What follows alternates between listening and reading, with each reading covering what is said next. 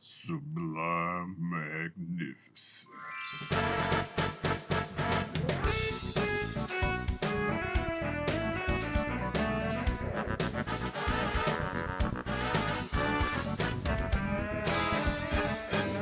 Hey guys, you know who it is, what's going on, when it's happening, where it's at, and why we're here today.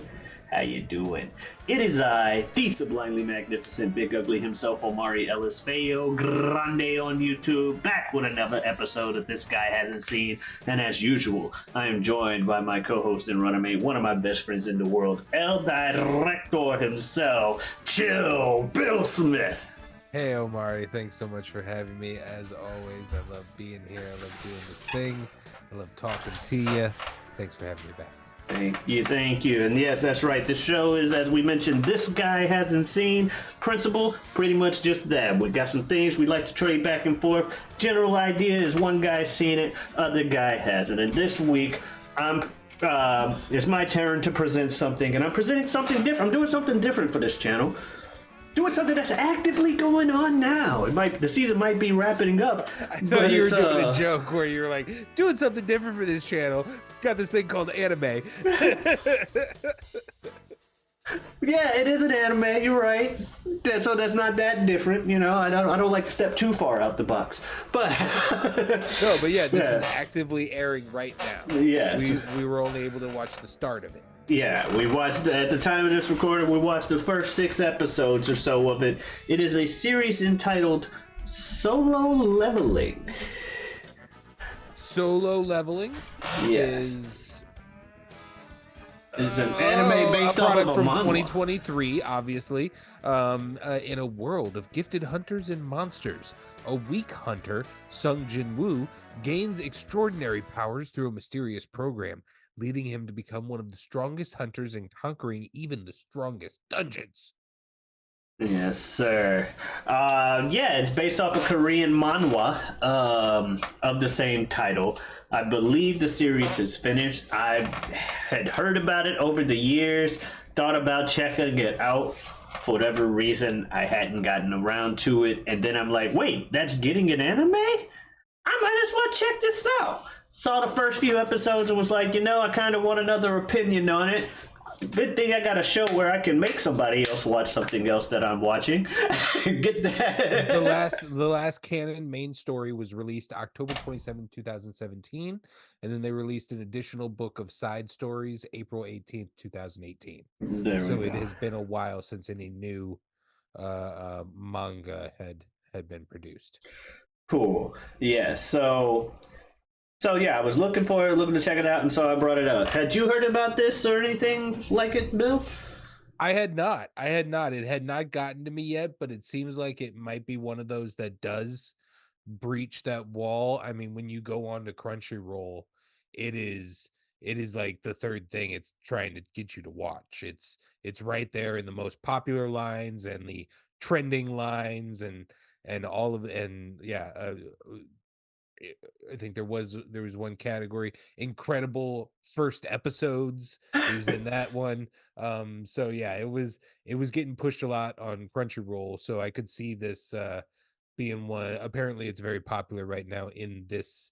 If you already live in that scene, but then there's the obvious gigantic tent poles of like a Dragon Ball and Pokemon, and then you have the JoJo's, the Naruto's, all those that start to breach the pop culture, the general pop culture wall. Yeah.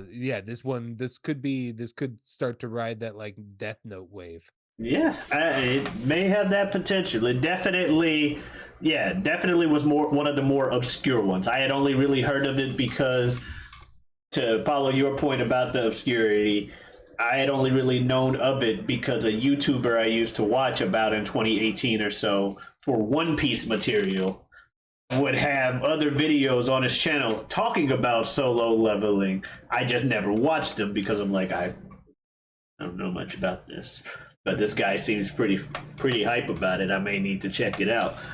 And then here we are, 2024. We're checking it out now. So yeah, did you have any expectations with the name Solo Leveling? Well, no. Well, you kind of gave me something. Okay, I gave you like a general premise. You were kind of like, yeah, you were like, do you, or no, Have you said, played do any you RPGs? Yes. Yes. I was like, have you played RPGs? Yeah, just so I have more of an idea of like how much. Because obviously we both play games, Yes. but some of us play different genres than the others. But Yeah. there is some crossover as well, so that's why I was asking. But yeah, I played a lot of Fallouts. I played a lot of Elder Scrolls. Not yeah, not an it's really funny MMO. because we both play so many video games, but neither of us play any of each other's video games. Like we both play so many video games, but none of the same games. Only rarely crossing over for things like sports and wrestling. Right. But yeah. What do you know? Two other things we cover on this channel. Have we gotten in a sports movie already? I mean, we have a sports show every Saturday. Right, of course. Tune into You Don't Watch Sports, obviously. Yeah. We need to get a sports movie on here though, but we probably watched, I mean, both of us have watched probably a lot of them. Yeah, you could probably still find some that I haven't. Or vice versa. Well, time for another day. Topic for another day. We're talking about Solo Leveling. I guess we'll hop right into it with episode 1. Episode 1, I'm used to it. Around 10 years ago, gates that connected our world to another dimension began to appear, leading to the rise of hunters who would traverse these gates to fight the magic beast within. Sung Jin Woo, E-rank hunter, is the weakest of them all. Yes. That's the synopsis for the episode. But yeah, I mean that is a lot of the episode. It's breaking down what this world is and who our main character is. Yeah. And yeah, he is known as the weakest hunter in the world. Yeah, he's just barely a hunter. Yeah, he can barely do anything. And yeah, the world pretty much, like he said, these portals to other dimensions that act like dungeons from an MMORPG started opening up for whatever reason 10 years ago. But there are also people at the same time who started awakening, having powers within them that allowed them to fight the interdimensional beings. And when you kill the enemies in the dungeon, and it works just like a dungeon from an MMO, fight the minions, fight the boss. And Dragons. Yeah. Kind of thing. Yeah, it was like having a medic, having a tank, all that kind of stuff. Yeah, fight them, fight the boss. People had different abilities. If they're a tank, they may have a taunt, they may have something else, healers and all that stuff. And depending on how powerful you are, you get a rank from E to S. It's also in comparison to the dungeons themselves in terms of difficulty. And our boy, he's an E. Sung Jin Woo. Can't do shit. And we find out later in maybe like episode 3 or so, he gets formally tested and he sits it around an 11. Yeah. And we hear in dialogue that a normal average human can read out a 9 sometimes. So like, yeah, he is like, he's just barely. Yeah, he's right over it. And I think even that was, if not the same as he already was, it's like supposedly an improvement, but it's nothing of an improvement. Like, he's just the weakest. But he's broke and he needs money. And he needs money for his mother, who has been hospitalized for years in a coma, and to get his sister through college.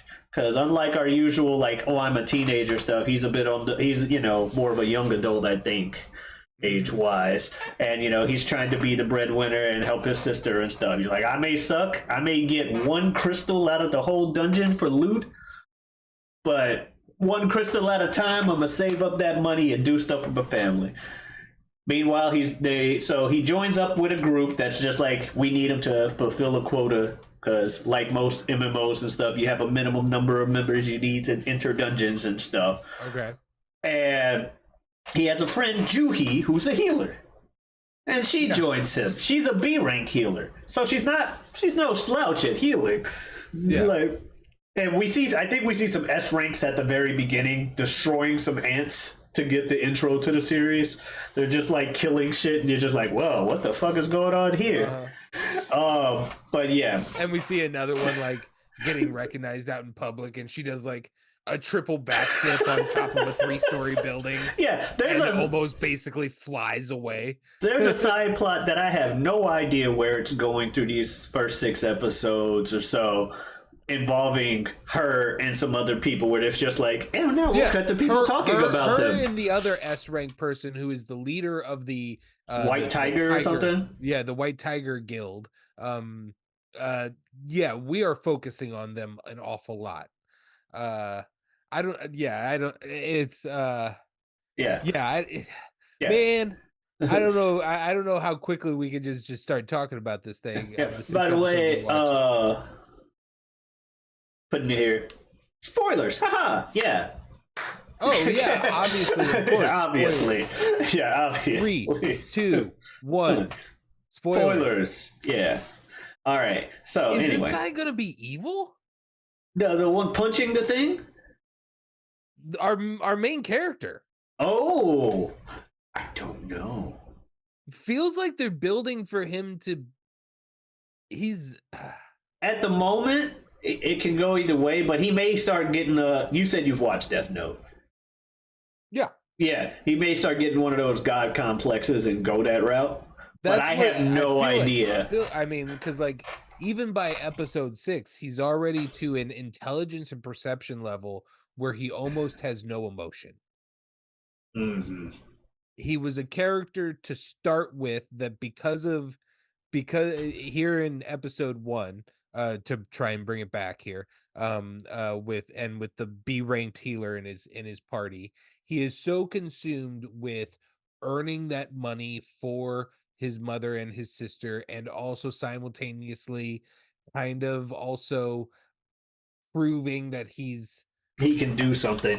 Yeah, that he's not like, it's not just the money there in the beginning of it's also a little bit of like, fuck all these people saying that I'm shitty. Yeah. I'll show them. There's that classic level of things. He's so consumed with that I mean, well, I don't want to be throwing out accusations of why, but the man is almost asexual to others in this show. Like the character who's the B-level healer is very clearly, like, at one point literally is like, when are we going to go out on a date? Yeah. Like, I'm so clearly trying here, and he is just completely, so like he's got a bad case of shonen protagonist in that whole thing of, I'm oblivious to all things. Girl straight up asks him for his digits, and he's like, oh, she must need to know where to send the results. Yeah. As he's standing there topless and ripped to shreds and like sweaty and shit, she's like, oh my god, can I get your phone number? Oh, I guess she wants to know where to send the hospital results. Here you go. Like, oblivious to the situation. But yeah, first episode, he is not that. He looks like he would be one of the weakest people. Yeah, he's a scrawny little guy, but this girl is clearly he gets stabbed by a basic goblin. She tries to heal him, in, like you mentioned, and that's when she's like expressing, why are you doing this? You don't need to do this, da da da da da. I care about you. This is why I yell at you. But they clear the dungeon and like, hey, you ain't do shit, so whatever you found when you killed that one goblin, you ain't getting no money. That's fair. And then they're like, wait, I found another dungeon! Which, if you've watched a lot of stories, everyone's probably saying, don't keep going. Ignore it. Come back. Do something else. In fact, almost half of the party says, no, this is a stupid idea. But but they leave it to vote, and the last vote is Jinwoo, who's like, I have no need, or I have no right to tell them, yeah, let's go fight this thing, because it was, I think, a C rank dungeon, and I mean, they got a B rank healer and a couple of other people. Like, actually, it's not a C rank dungeon. I think it's like a D rank dungeon, because later I think he says he's doing his first C rank. So yeah, it's like a D rank Yeah, dungeon. the one they started on was a D rank. Yeah, it's a D rank dungeon, but they're like, there's no guarantee this extra room we find is gonna stay a D rank. It's a bonus room. It could be whatever. But they leave it to a vote, and Jinwoo's like, I know I ain't do shit, but there's a chance we could get some more stuff, and probably I can try and prove something. So screw it. Let's do it. As the tiebreaker vote. And they go in and they find a statue. And shit starts to go south pretty quick. Door closes behind them and they get some commandments. Worship God, or no, like kneel to God or something like that. No, worship God, praise God, believe in God. You don't obey him, you fucking die. And they're just like, what the hell does that mean? And someone, and then I think it's Juhi points out, the statue looks at him, giant ass fucking statue, makes a big fucking grin, and then just a laser comes out. And they're like, talking duck. And the fucking people, the dude trying to run gets his whole top half of his body blown off. And we're like, well, that's the end of episode 1. Wait, what? Oh boy, yeah. So now we can talk about here. This show has a real problem with cliffhangers. It's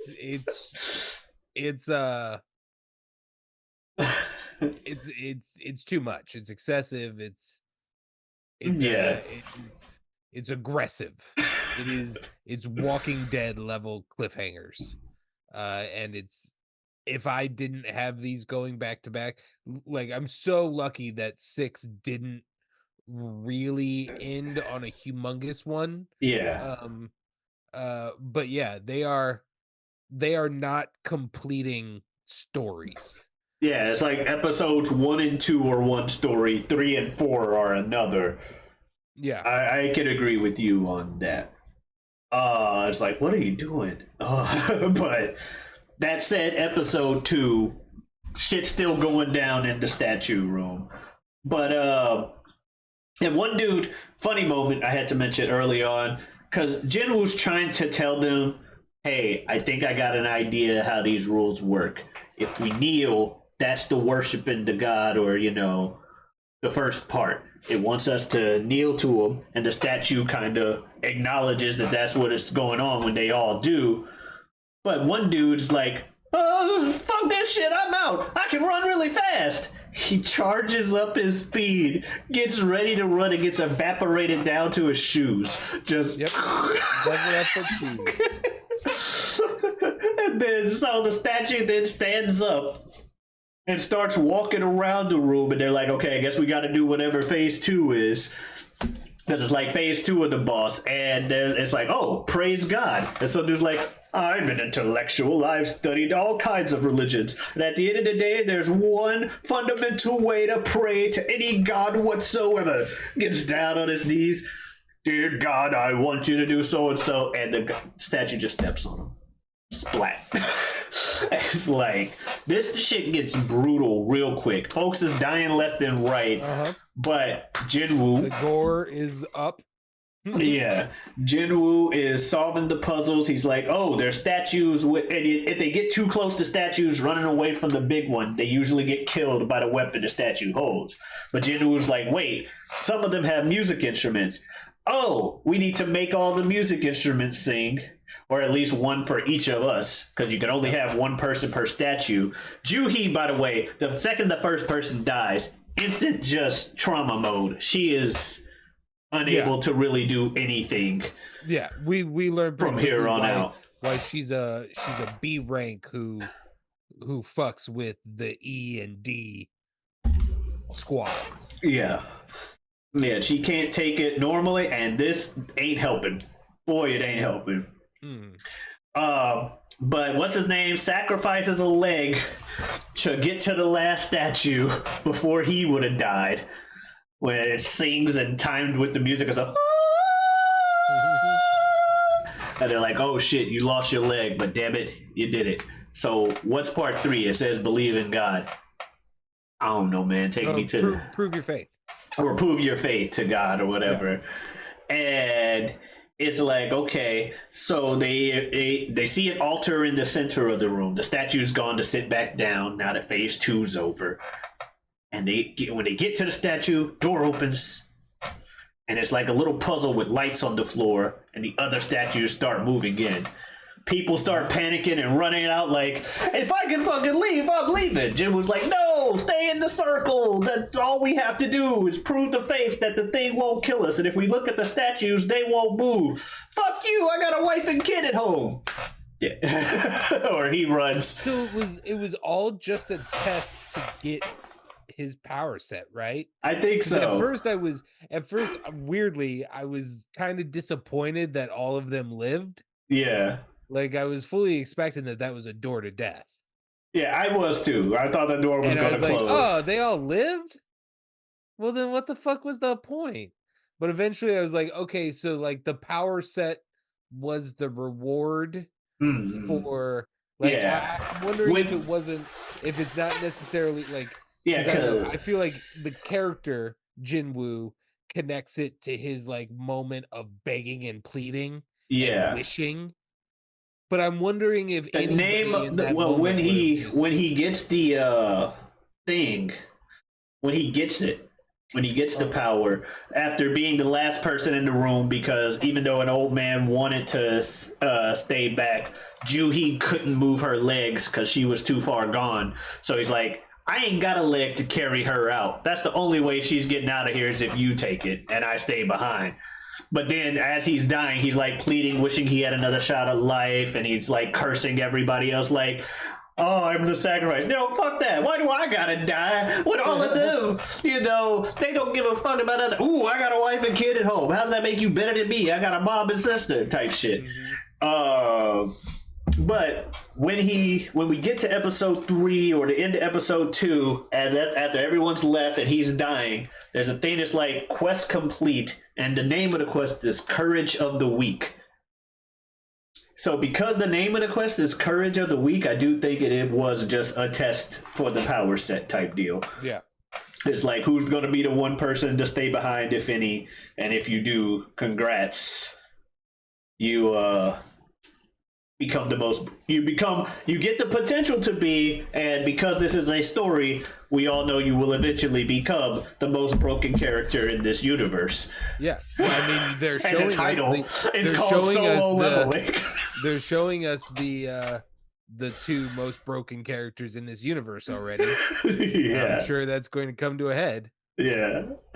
So episode 3, it turns out, because he got like a random choice. It's like, you've met the qualifications to become a player. Do you accept? If you don't, you die in 0.2 seconds. So I guess I'm accepting. You know.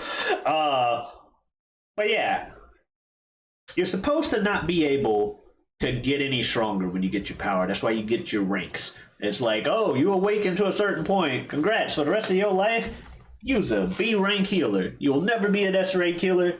You will never be a C rank healer, but you're a B rank healer. So he's supposed to be stuck being an E rank his whole life anyway. But then this thing comes up. When he finally wakes up, he's in a hospital fully healed. And he's like, what the fuck? People come in. The test we mentioned happens. They're like, we think you might have gotten a second awakening. Usually when there's a double dungeon, that happens. And people end up being S rank. What are you? Oh, you still suck. I guess we were wrong. Bye.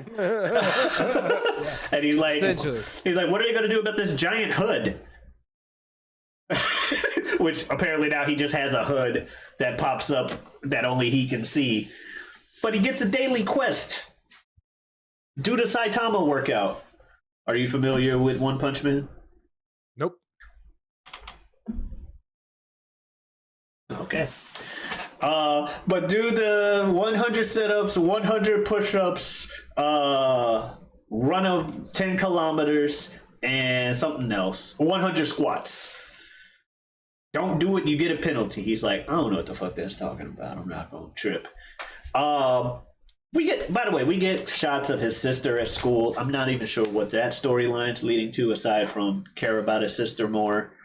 The same thing with the other guild. Because we don't know much, it happens, but Anyway, Juhi is PTSD to the max. People are calling her for missions. She's like, I can't leave the house. Don't call me, which is entirely fair. By the way, and they're not even being malicious about it. They're calling and they're like whoever, like the booker or whoever her manager or whatever in this world is calling her and is like, hey, I know this is so fucked up. Like, listen, I understand it's been really hard, but I've got nobody. I've got nobody. I would not be calling you if I didn't have nobody. At the end of the day, you're a B rank healer.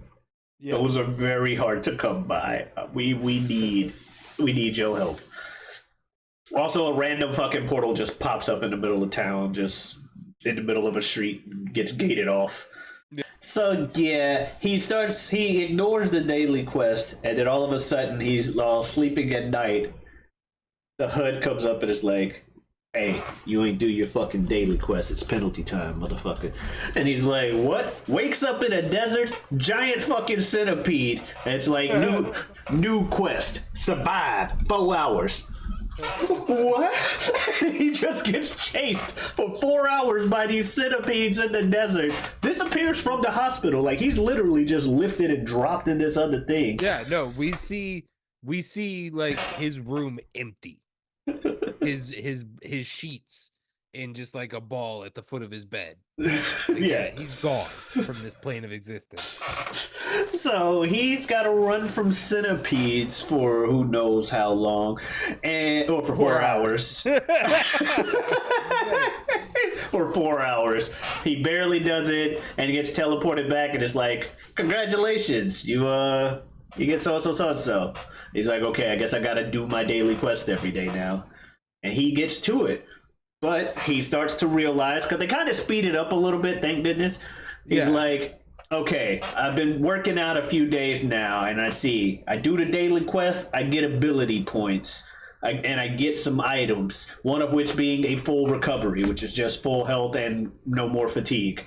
Which, after doing a workout that involves 100 squats, 100 push-ups, 100 sit-ups, and a 10-kilometer run, just to be like, no soreness, and I'm not fatigued. Boy, that's stupid. So, and then he gets ability points that he can put into stats. He's got like your typical RPG stats, your strength, vitality, agility, intelligence. He also has perception in this one. And I'm pretty sure there's a 6th one. But he does pretty much what I would do if I got stat points for the first time. And he just goes, I should probably put these in strength. And he just spams strength first.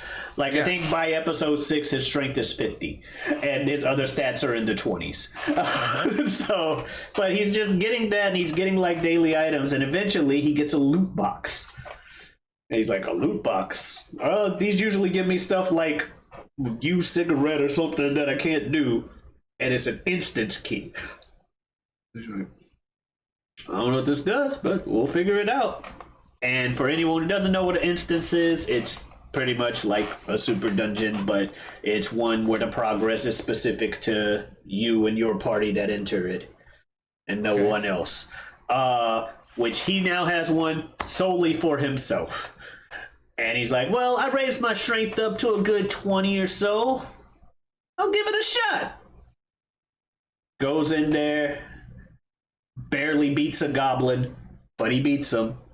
And he's like, I can beat goblins now. And then he levels up, and he's like, I never leveled up from the daily quest. Oh, that's a stat increase. Oh, I'm getting abilities now? Okay. And then he has to fight a wolf, and then the episode ends. Because we don't finish off whole stories. It's just like, hey, have a fucking wolf.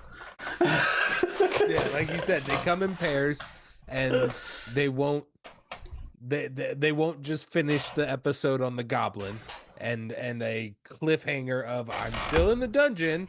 Like, they have to have the steel-jawed wolf lunging at his throat, and then it goes to credit. How could I survive this? Credits. Come on, guys. Yeah. But yeah. So those in between breaks, we do get quite the mighty cliffhanger. Right. But he takes care of that wolf, takes care of a group of wolves, and then He starts to learn a lot more about his leveling process. This is when I first tell myself, is this guy gonna go bad? Yeah. He kind of gets obsessive.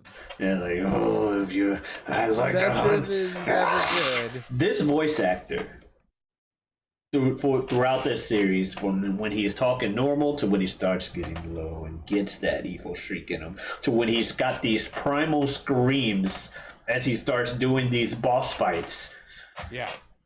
Dude, shout outs to him. He was killing it. And he was, speaking of killing it, he's killing wolves, and he starts to learn things about, like, his perception allows him to tell some danger and where certain danger's coming from as he's leveled it up. Also, he can see pretty much how strong things are by looking at them. If it's a white name, it's weaker than him. If it's like yellow or orange, it's the same is around the same level as him. If it's red, it's stronger than him. Yep. And everything he done killed is now down to white. So he's like, guess there's only one thing left. Fight the boss of the dungeon. I've leveled up a bit. I got some items. Also, whenever he levels up, it's like, I also think it's full health and mana. Because, of course it is. He's not broken enough. So he goes downstairs, and there's a giant fucking snake. And he fights the giant fucking snake. Really cool shit. Has one of those primal screams as he's like stabbing the snake in the eye and kills it.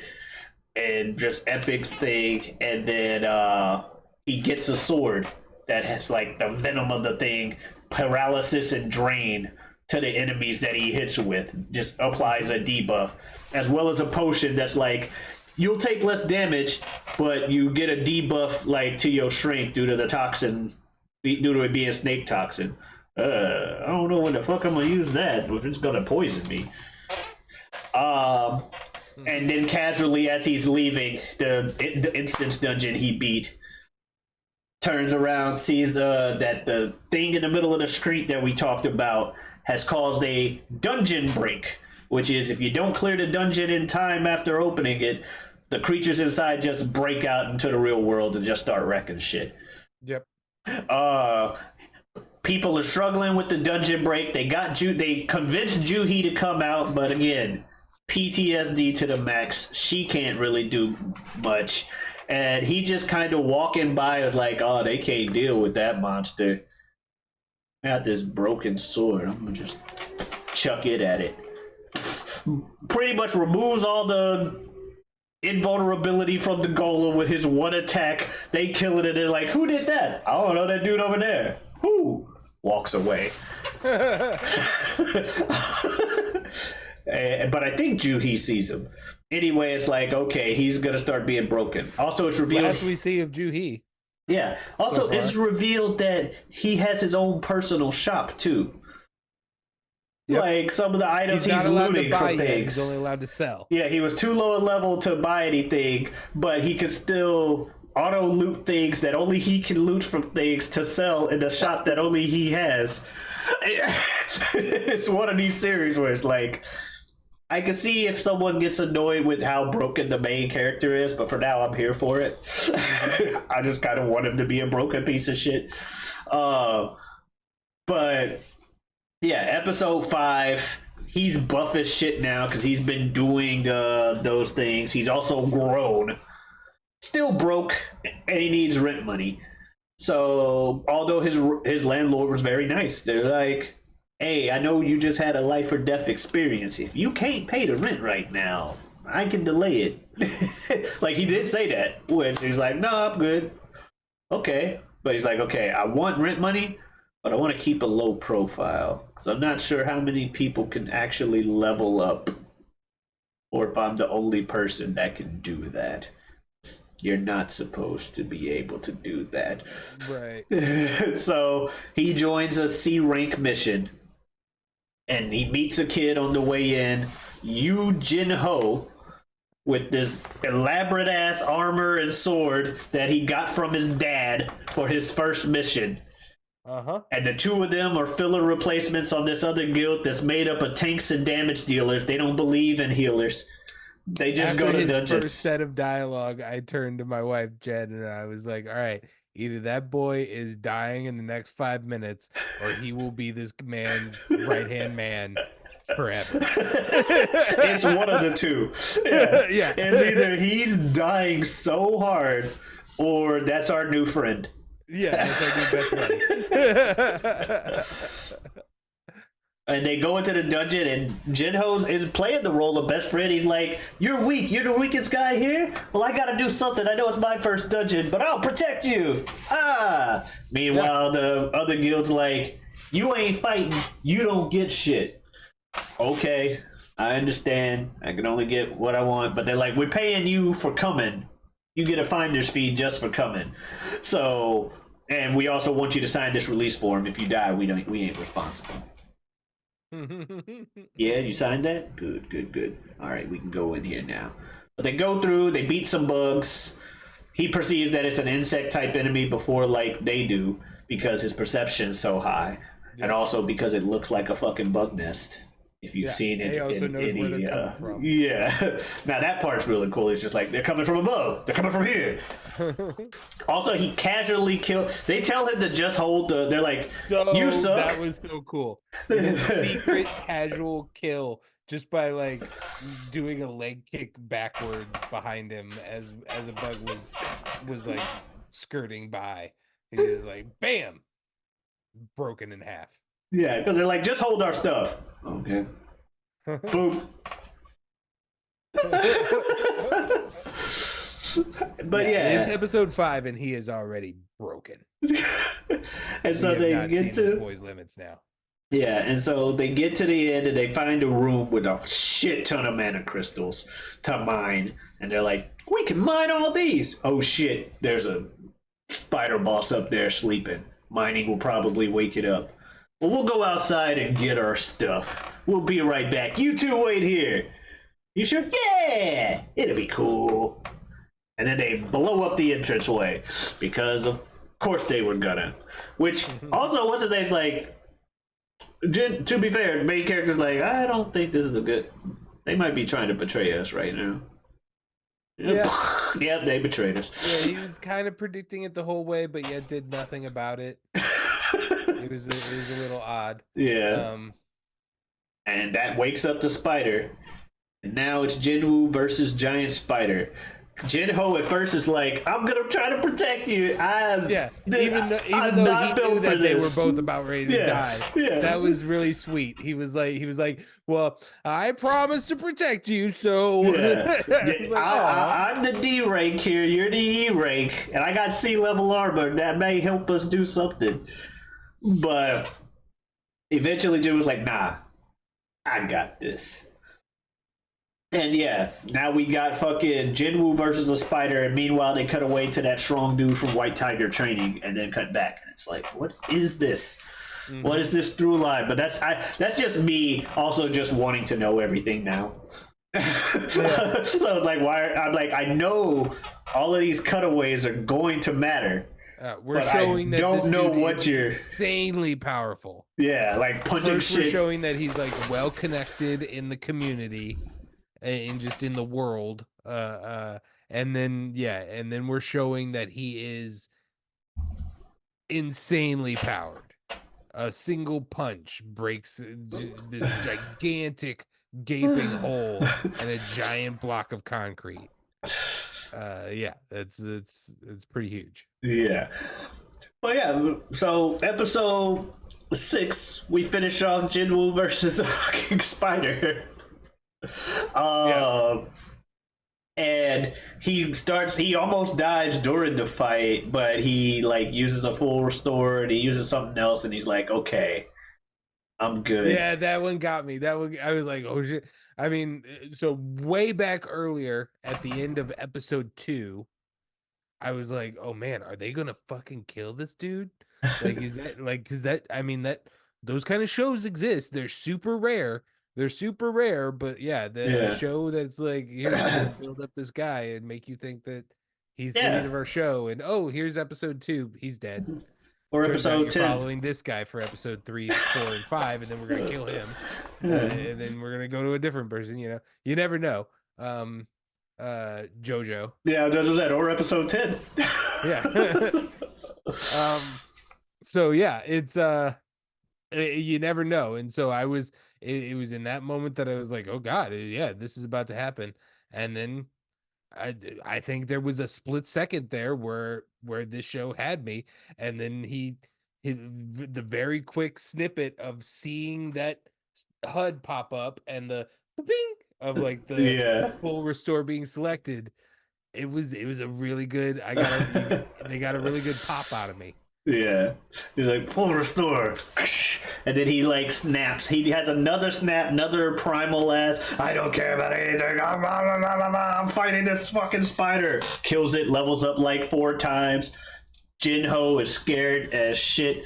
He's like, nah, this dude ain't no E rank. He's someone who pretends to be low rank so he can kill everybody in their lower dungeons. I ain't dying to him. A false ranker. Fuck that. I'm swearing loyalty to this man. Yes, sir, boss, sir. I'll do whatever you want. You want me to mine these crystals? I'll get started mining them right the fuck now. And then the other guys come in. They're like, we expected the boss to kill y'all, and we would go mine after it ate all the crystals. But apparently, Jinho, or you Jinho kid, apparently you got some moxie. If you killed this spider, you can join us. Kill main character man over here. Ain't no way in no universe that someone, after seeing Jinwoo do what he did to that spider and then be perfectly fucking fine save for some blood, is gonna turn around and be like, you got it, buddy. I'm betraying him. It's like, you know what? Even if we do both die right now, my chances are much stronger with this dude. He just soloed the spider. And then all of a sudden, while the guys are like threatening him, Jinwoo gets a new mission. Like, beat all the enemies. If you don't, you'll receive a penalty. And then like a couple seconds later, it's like, you'll fucking die. Kill him or die.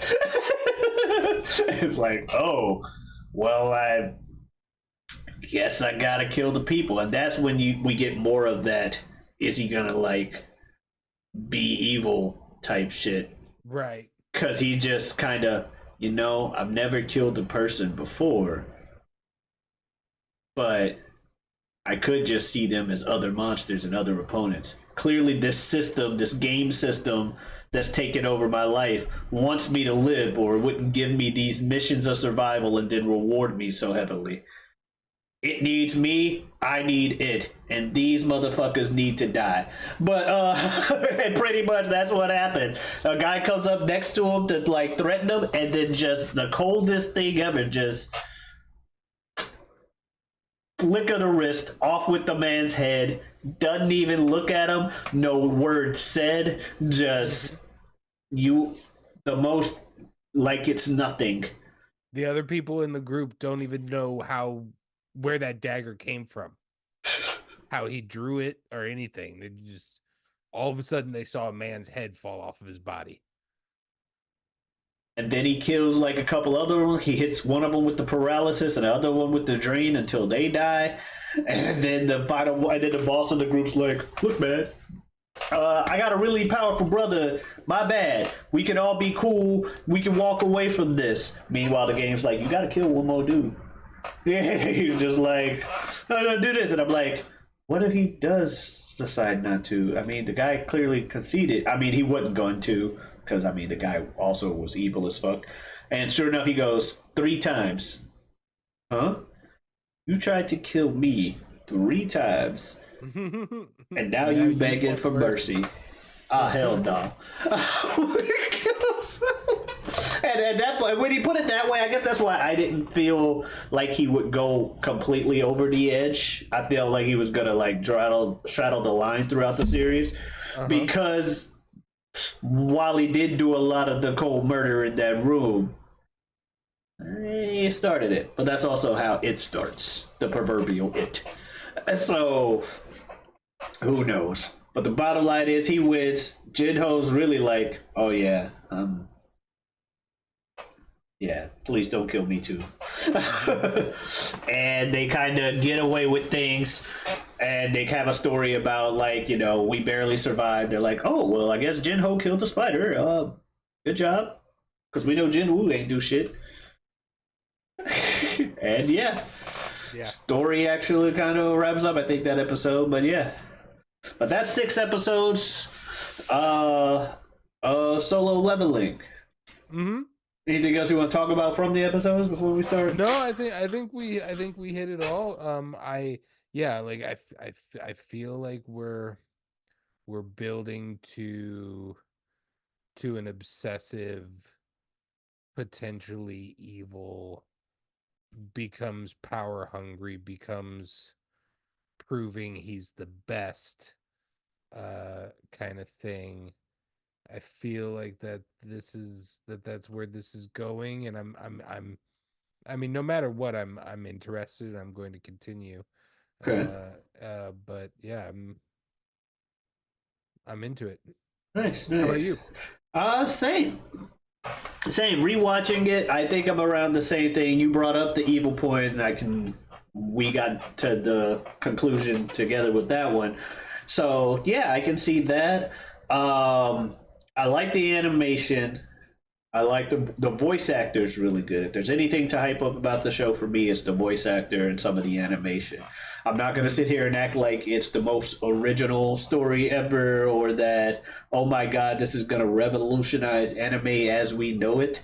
But I don't need to present anything like that to try to get somebody to watch something. I'm just going to tell you it's worth checking out at least. I would say check out the first 2 episodes together. Don't just watch episode 1, because you get the whole story of what the first 2 episodes is, or even the first 4 if you want to see how his powers work. But yeah, it was good. And yeah, I'm definitely planning on watching at least the rest of the first season. We'll see what happens after that, because it's all fresh to me. I can't be like, oh, I can't wait till season 8. Who knows where this is going? Yeah. This could be the prelude to a whole other, like, you know, this could the next like Demon Slayer or some shit. Right. And you know, this could be one chapter of what 8 chapters is actually the thing that this creates. Exactly. Kind of thing. You know, 3 years from now, we may not be talking about the same world. And like, oh man, do you remember that B-level healer that was in the first few episodes? Yeah, whatever. Yeah, I never saw her again. Yeah. You know, yeah, we have no idea where this is going. I'm interested. Yeah. Well, fair enough. Cool. So there it is. Solo Leveling. Go check it out. I believe you can find it on Crunchyroll. Bill, what we watching next week? Any ideas? We talked about it earlier this show. Oh yeah, sure did. So go Pick go A or back. B. B. We're gonna watch Bull Durham next week. Bull Durham. There you go. So there you go. If you want to see some of our other stuff, you can go ahead and check it out on the channel. You can also see that aforementioned sports show we talk about every Saturday called You Don't Watch Sports. 2 guys, 3 topics, sprinkling some information into your sports conversation. It's where you're guiding light through the sea that is sports talk. You can also find me elsewhere on YouTube on the Whatever We Want podcast. I do it with a good friend of mine, good friend of the show, Super Jazz. Super Jazz. Thank you very much. As nature intended, we talk about just that. And I also have a Twitter and Twitch as Giotavi. That is Giotavi. Come on in, stop on by. Bill, you got anything you want to say to the folks? No. All right. Well, guys, thank you very much for watching. We'll see you next time. Adiosness.